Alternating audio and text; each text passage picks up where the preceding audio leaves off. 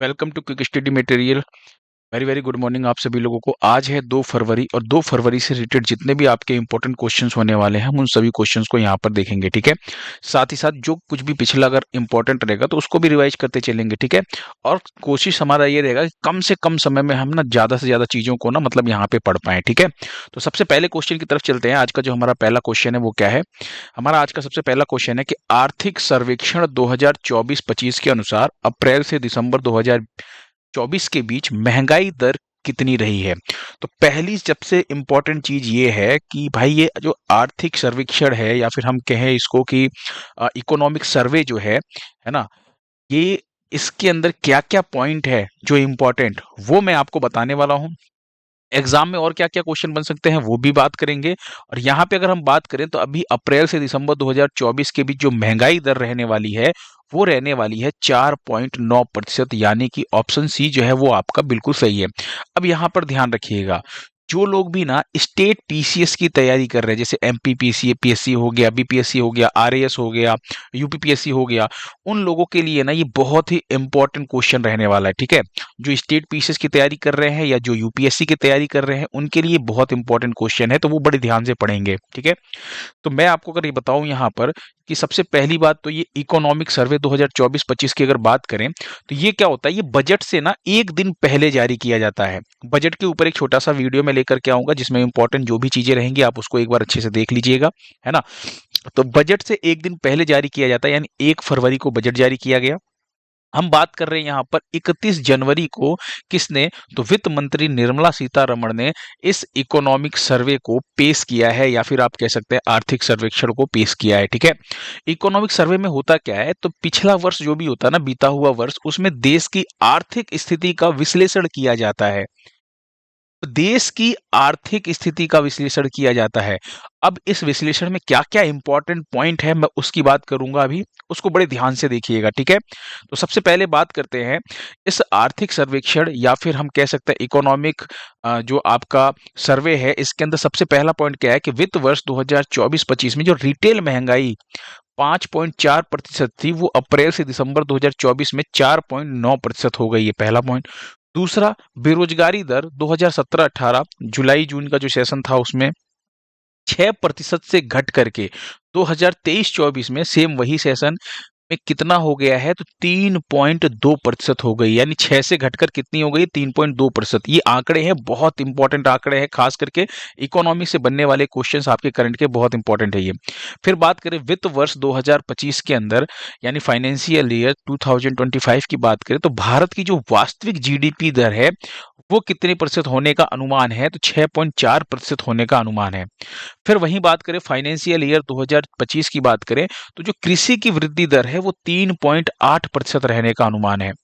भारत की सेवा निर्यात वृद्धि वर्ष 2025 के तहत अप्रैल नवंबर के दौरान बढ़ करके 12.8% हो गई है, ये ध्यान रखना है। वहीं पे बात करें 2005 और 2023 के बीच 2.29 बिलियन टन CO2 यानी कार्बन डाइऑक्साइड की बात कर रहे हैं, समतुल्य अतिरिक्त कार्बन सिंक बनाया गया है, ये भी ध्यान रखना है। जुलाई नवंबर 2024 के दौरान पूंजीगत व्यय में जो सालाना आधार पर 8.2% की वृद्धि हुई है। तो आर्थिक सर्वेक्षण में कुछ इंपॉर्टेंट पॉइंट्स हैं जो आपको ध्यान रखने हैं। मैंने एक साथ ये सारे पॉइंट एक ही जगह पर आपको रख करके दे दिए हैं, आप लोग इसे एक बार पढ़ लीजिएगा, खास करके स्टेट पीसीएस और यूपीएससी वाले बच्चे। ठीक है, चलिए नेक्स्ट क्वेश्चन देखिए। हाल ही में भारतीय तटरक्षक दिवस जो है ये कब मनाया गया है? तो भारतीय तटरक्षक दिवस की बात करें तो ये 1 फरवरी को हर साल मनाया जाता है। ऑप्शन सी जो है वो आपका क्या हो जाएगा, बिल्कुल सही ऑप्शन है। अगला क्वेश्चन देखिए, नवीन चावला कौन थे जिनका हाल ही में निधन हुआ है? तो नवीन चावला की अगर हम बात करें तो ये पूर्व चुनाव आयुक्त थे। ऑप्शन बी जो है आपका बिल्कुल सही है। और ध्यान रखिएगा ये चीफ थे, मतलब मुख्य चुनाव आयुक्त थे। ठीक है, और कौन से नंबर के थे, तो 16वें नंबर के थे। कौन से नंबर के, 16वें नंबर के मुख्य चुनाव आयुक्त थे 2009-10 में ये, है ना। इनका अभी हुआ है निधन। इंपॉर्टेंट क्वेश्चन है ये, है ना। यहाँ पर देखिए नवीन बी चावला आपको यहाँ पर लिखा हुआ दिख रहा होगा, है ना, 16वें चीफ इलेक्शन कमिश्नर। और यहाँ पर देखिए 21 अप्रैल 2009 से लेकर के 29 जुलाई 2010 तक इनका कार्यकाल था। तो आपको क्या ध्यान रखना है, मुख्य चुनाव आयुक्त जो 16वें नंबर के थे उनका हुआ है निधन और नाम क्या है? नवीन चावला। याद हो जाएगा, इंपॉर्टेंट क्वेश्चन है ये। नेक्स्ट क्वेश्चन देखिए, उससे पहले एक और निधन आपको देखना है, और वो निधन किसका होता है? तो वो आपको ध्यान रखना है, तपन के बॉस का क्या हो गया है? निधन हो गया है। एक और निधन आपको ध्यान रखना है। ये एक फिल्म निर्माता थे, है ना, फिल्मों का निर्माण करते थे। 78 वर्ष की आयु में इनका निधन नई दिल्ली में हो जाता है। ये हैं आपके तपन के बॉस, ठीक है। तो इनके बारे में भी आपको ध्यान रखना है। नेक्स्ट क्वेश्चन देखिए, बहुत ही इंपॉर्टेंट क्वेश्चन है। अभी 2025 के अंदर कितने नए रामसर स्थल भारत में घोषित हुए हैं? तो अभी 2025 अभी स्टार्टिंग हुई है, और आपको ध्यान रखना है यहाँ पर 4 नए, कौन से? 4 नए रामसर स्थल भारत में घोषित हुए। रामसर स्थल क्या है? तो आपको ध्यान रखना है कि जो ईरान के अंदर एक शहर है रामसर, है ना, वहां पर एक समझौता होता है, एक संधि होती है। क्या होता है कि जो आर्द्र भूमि है उसके संरक्षण को लेकर के एक समझौता होता है 2 फरवरी 1971 में, ठीक है। तो इसलिए आपको ध्यान रखना है कि 2 फरवरी को क्या मनाया जाता है? बहुत इंपॉर्टेंट क्वेश्चन है, कई बार पूछा गया है। विश्व आर्द्र भूमि दिवस। क्या? विश्व आर्द्र भूमि दिवस, या फिर इंग्लिश में बात करें तो वर्ल्ड वेटलैंड डे, आपको ध्यान रखना है ना। ये मनाया जाता है आपका 2 फरवरी को। अब यहां पर ध्यान रखिएगा कि इसके संरक्षण के लिए, तो आर्द्र भूमि के संरक्षण के लिए जिन साइटों को घोषित किया जाता है, जिन स्थलों को घोषित किया जाता है, उन्हें ही हम रामसर स्थल कहते हैं या रामसर साइट कहते हैं। क्यों कहते हैं? क्योंकि ये समझौता कहां पर हुआ था? ईरान के रामसर में हुआ था। अच्छा, रामसर के ऊपर ना, जब स्टैटिक जीके की भी मैं क्लास मतलब बना रहा हूँ आप लोगों के लिए, बहुत ही अच्छी सी एकदम फोटो लगा करके, इमेज लगा करके बहुत अच्छे से मैं क्लास तैयार कर रहा हूँ। और पहला लेक्चर स्टार्ट करेंगे विश्व धरोहर से, ठीक है।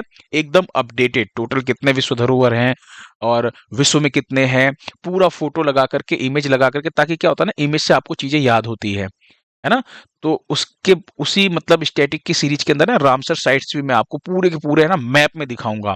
सब कुछ मैप में रहेगा, एकदम मैप में। देखिए किस राज्य में कितने हैं, और जिस राज्य का आप एग्जाम देने जा रहे हैं उस राज्य का तो आपको ध्यान होना ही चाहिए कि उस राज्य में कितने विश्व धरोहर हैं, उस राज्य में कितने रामसर साइट्स हैं, सब आपको ध्यान रखना है जिस स्टेट का आप एग्जाम देने जा रहे हैं, ठीक है। तो यहाँ पर आपको ध्यान रखना है कि अभी जो नए रामसर स्थल 4 घोषित हुए, कौन से? तो 2 तो तमिलनाडु में आपको ध्यान रखना है। तमिलनाडु में कौन से 2?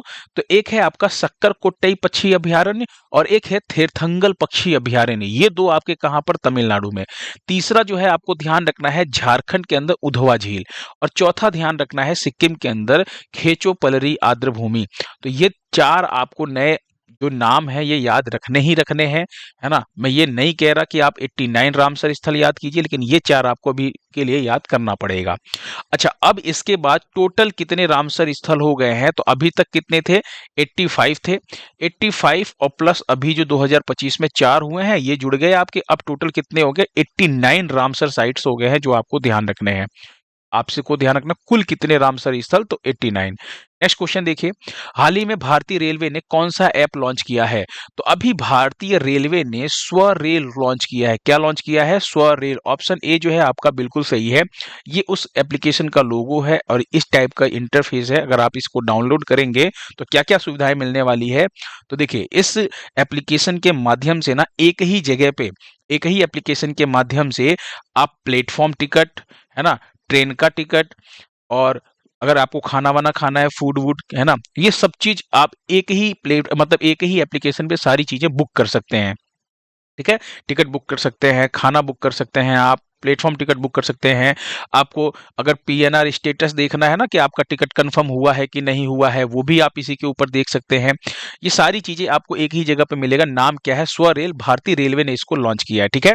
तो इसको आपको ध्यान रखना, ये भी आपका इंपॉर्टेंट है। अभी हाल ही में बीसीसीआई के द्वारा C K Naidu lifetime achievement award से किसे सम्मानित किया गया है? तो आप यहाँ पे ना सचिन तेंदुलकर जी को देख रहे हैं, ठीक है। अभी सचिन तेंदुलकर, यानी ऑप्शन बी जो है बिल्कुल सही है। इनको ना C K Naidu lifetime achievement से सम्मानित किया गया है। बीसीसीआई के द्वारा यह अवार्ड दिया जाता है।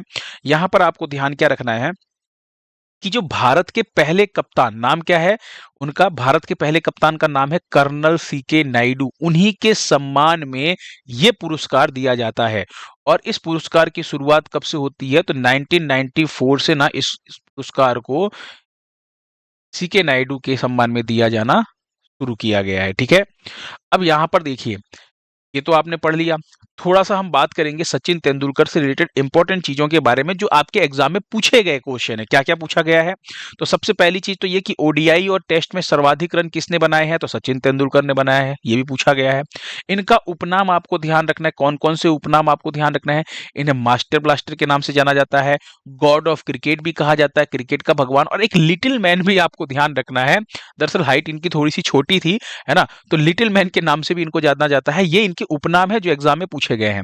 इनकी एक ऑटोबायोग्राफी है और उस बायोग्राफी को कम से कम 2 से 3 बार पूछा गया है। नाम क्या है? प्लेइंग इट माई वे। क्या है? प्लेइंग इट माई वे, बहुत इंपॉर्टेंट है, ध्यान रखिएगा। 1994 में इनको अर्जुन पुरस्कार दिया गया था, ठीक है, ये खेल का ही पुरस्कार है। 1997 में आपको ध्यान रखना है खेल पुरस्कार दिया गया था, मतलब खेल रत्न पुरस्कार, ठीक है, खेल रत्न खेल का सबसे बड़ा पुरस्कार होता है, ठीक है। फिर 2024 में भारत रत्न दिया गया था जो भारत का सबसे बड़ा पुरस्कार है। और यहाँ पे एक और चीज ध्यान रखिएगा, भारत रत्न पाने वाले ना ये पहले खिलाड़ी हैं, है ना, एकमात्र खिलाड़ी, मतलब खेल से संबंधित, मतलब खिलाड़ी का नाम ध्यान रखना है जिनको भारत रत्न मिला है, ठीक है। अच्छा, अब यहीं पे मैं बात करता हूं बीसीसीआई की, थोड़ी सी बीसीसीआई की बात करूंगा जो अभी नई नियुक्तियां हुई हैं बीसीसीआई के अंदर। पहला, बीसीसीआई के लोकपाल बने हैं, याद आ रहा आप लोगों को? एक बीसीसीआई के लोकपाल कौन, नाम याद रखना है, अरुण मिश्रा। क्या याद आया? अरुण मिश्रा। दूसरा, अभी बीसीसीआई के नए सचिव बने हैं, नए सचिव का नाम क्या है? देवजीत सैकिया। क्या नाम है? देवजीत सैकिया। ये दोनों अभी नई नियुक्तियां हैं, इसलिए ध्यान रखिएगा, इंपॉर्टेंट है और दोनों ही इंपॉर्टेंट होने वाले हैं। नेक्स्ट क्वेश्चन देखिए, हाइड्रोजन परिवहन के लिए हाइड्रोजन ट्रांसपोर्ट पाइप विकसित करने वाली भारत की पहली कंपनी कौन सी है? सीधी सी बात है कि जैसे देखिए, अगर आप क्या करते हैं, अगर पेट्रोल पंप पे पेट्रोल लेके जाना हो या पेट्रोलियम लेके जाना हो तो आप क्या करते हैं? कंटेनर टाइप का होता है ना। वैसे ही आपको ध्यान रखना है, दूध ले जाने के लिए पाइपलाइन विकसित की गई है, आजकल गैस लाइन के लिए पाइपलाइन विकसित की गई है। वैसे ही हाइड्रोजन के परिवहन के लिए जो हाइड्रोजन ट्रांसपोर्ट पाइप है, इसको विकसित करने वाली जो भारत की पहली कंपनी है वो कौन है? तो वो आपको ध्यान रखना है, टाटा स्टील है। कौन है? टाटा स्टील। ऑप्शन जो सी है आपका बिल्कुल सही है, ठीक है, समझ में आया? टाटा स्टील की अगर मैं बात करूं तो आपको ध्यान रखना है, टाटा स्टील की जो स्थापना है ये कब होती है? 1907 में होती है। इसका अगर हेडक्वार्टर की बात करें तो मुंबई में ना इसका हेडक्वार्टर है, मुख्यालय है इसका। और चेयरमैन की अगर मैं बात करूं, नहीं, एमडी और सीईओ की बात करते हैं जो भी हाल ही में नियुक्त हुए हैं, इसको देखिए, ये एमडी और सीईओ जो है ये टीवी नरेंद्रन का नाम ध्यान रखिएगा।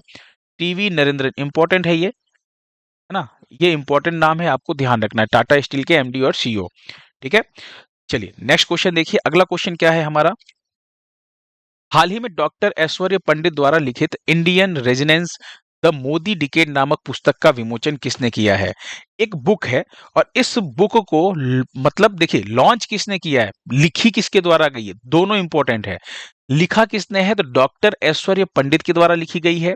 और इसको लॉन्च किसने किया है, यानी विमोचन किसने किया है? तो आपको ध्यान रखना है, गृह मंत्री कौन है? हमारे अमित शाह, अपने मोटा भाई, इन्होंने किया है। तो ऑप्शन डी जो है आपका बिल्कुल सही आंसर है। ये बुक थोड़ी सी इंपॉर्टेंट हो जाएगी, इसलिए इंपॉर्टेंट हो जाएगी कि भाई भारत के गृह मंत्री ने अगर इस बुक को लॉन्च किया है तो थोड़ी सी इंपॉर्टेंस आपको देनी पड़ेगी एग्जाम के लिहाज से, ठीक है। वहीं पे आपको एक और चीज ध्यान रखना है कि इसके अंदर, इस बुक के अंदर क्या लिखा गया है।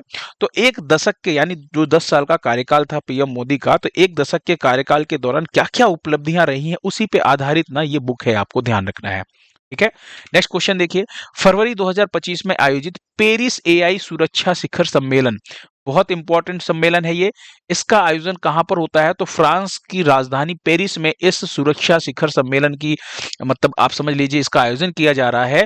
और प्रधानमंत्री मोदी जो है वो किस देश के राष्ट्रपति के साथ सह अध्यक्षता करेंगे? तो किस देश के साथ? फ्रांस के देश, मतलब जो राष्ट्रपति हैं इमैनुअल मैक्रोन, उनका नाम आपको ध्यान रखना है। तो फ्रांस के राष्ट्रपति इमैनुअल मैक्रोन के साथ ये अध्यक्षता करने वाले हैं, सह अध्यक्षता करने वाले हैं। अध्यक्षता कौन करेंगे? Emmanuel Macron. और सह अध्यक्षता कौन करेंगे? प्रधानमंत्री नरेंद्र मोदी। ये जो सम्मेलन है आपको ध्यान रखना है, इसमें ना आर्टिफिशियल इंटेलिजेंस पर चर्चा करने के लिए सम्मेलन हो रही है ना, जिसके अंदर मतलब कैसे हम आने वाली चुनौतियों से निपट सकते हैं, क्या क्या खतरे हैं, उनसे क्या कैसे कैसे निपटा जा सकता है। और ध्यान रखिएगा, इस बार ये तीसरा संस्करण है, थर्ड एडिशन है, ये भी ध्यान रखिएगा। और 10 से 11 फरवरी आपको ध्यान रखना है इसका आयोजन होने वाला है।